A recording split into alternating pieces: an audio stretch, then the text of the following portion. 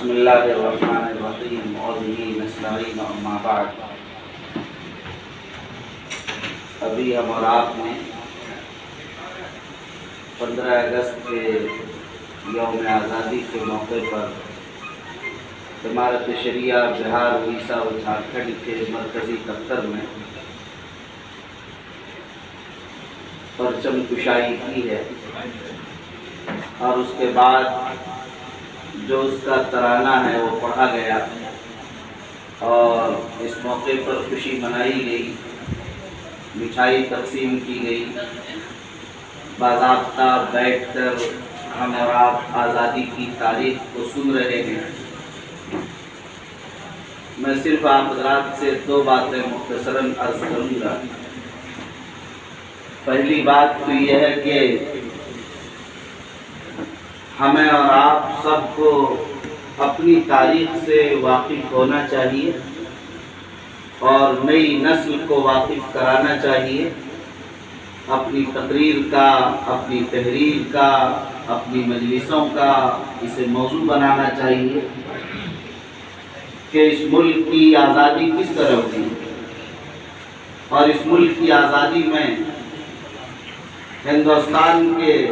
تمام لوگوں نے کیا ہندو کیا مسلمان مل کر کیسی قربانیاں پیش کی، خاص طور پر مسلمانوں نے کس انداز کی قربانیاں پیش کی، علماء نے، مدارس نے، اداروں نے کس انداز سے جام شہادت نوش کیا ہے، اس کے لیے اس کی تاریخ سے ہمیں واقفیت ہونی چاہیے۔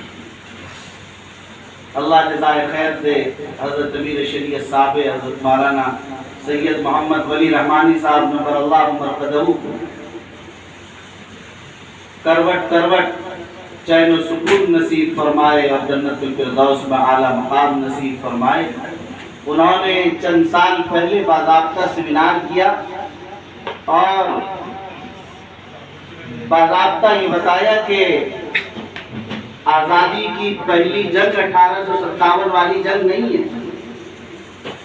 بلکہ یہ 1754 سے آزادی کی لڑائی لڑی جا رہی اس ملک۔ اور حضرت شاہ عبدالعزیز کا وہ فتویٰ تھا جنہوں نے اس ملک میں آزادی کے لیے جو مضبوط چنگاری کا کام کیا اس نے کیا، لیکن ظاہر پورے 103 سال کی تاریخ کو بھلائی جا رہی ہے۔ یہ صرف اس بنیاد پر کہ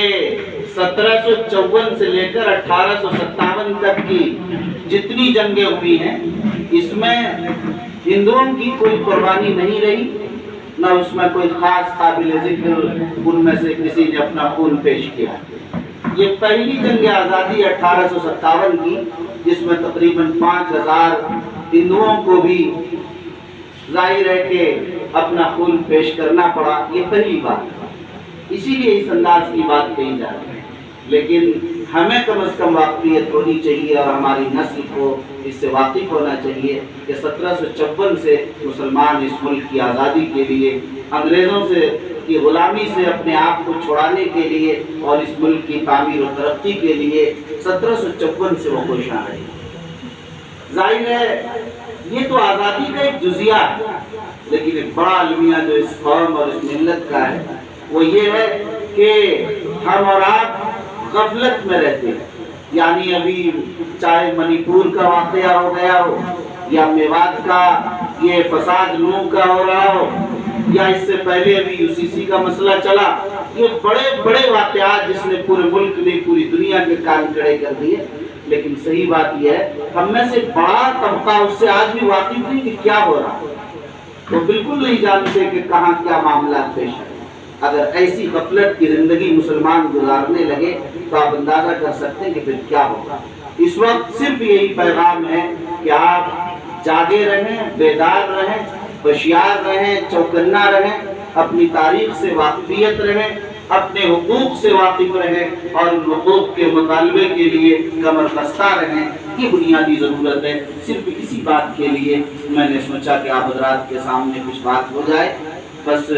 میرے خیال میں ناشتہ لگ گیا ہے، اس کا مطلب یہ ہے دعا کرنے کا۔ ہاں ابھی اور کئی جگہ جانا بھی ہے، تو اس لیے میں سمجھتا ہوں کہ اس مختصر سی بات کے بعد ہم لوگ قاضی صاحب سے میں درخواست کرتا ہوں کہ وہ دعا فرما کر مجلس کا اختتام فرما دیں۔